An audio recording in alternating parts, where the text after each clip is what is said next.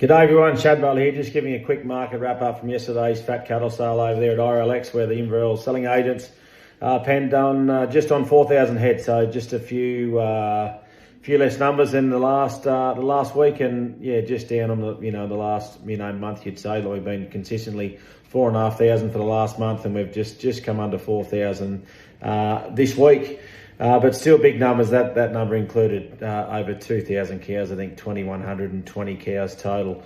Bull job, best of the bulls out to 383 cents. That job consistently 20 to 40 cents softer. Steer wise, really can't quote on a bullock at all. And similar to last week, very few feeders to quote. I think the best amount of feeders I saw got out to 460 or 62 cents for mid 400 kilos. But very few blacks here as well.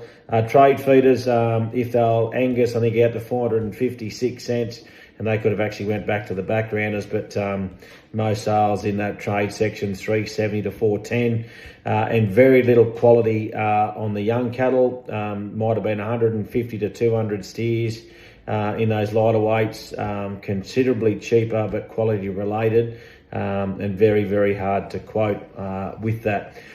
Similar story on the heifer side, very few heifers to kill. Most of them, if they were there, were secondary and heifers carrying teeth, and they sold from 340 to 370 cents. Looks cheaper on paper, but as I said, quality related. Not a lot of weight in the feeder heifers. Best pen of black feeders, around 400 kilos out to 446 cents, so that's fully firm. Could even be just a touch dearer than the previous week, but most sales for those better quality feeders, $3.90 to $4. Heavier backgrounders, 350 or 60 kilos, or a little bit lighter, they made 350 to 380 cents. Once again, for the quality lines and the typey heifers, if they're secondary, 300 to 330 cents. The lighter heifers, now this is where it gets very, very sticky.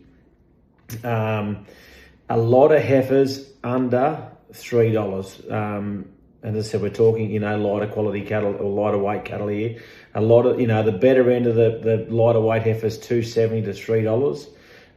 If they were secondary, and there was a lot of them there this week, plainer in condition, plainer quality, inferior bred, they made from $2, $2.10, $20 out to 250 cents. So a big price correction there on these lighter cattle, and you'll hear that as I get into the cow side as well. So just take that into consideration. Cow-wise, as I said, 2,200 cows, cheaper, and followed most trends that we saw at the back end of last week. At best for heavy cows out to 338 cents with plenty of weight. Most sales 300 to 315 cents. Took a very good cow to make over $3. Virtually all processors there, not all operating, but once again, the strength from the south. The best of the trade cows, 280 to 290, pushing $3, so that's cheaper again. Could have been 20 cents softer.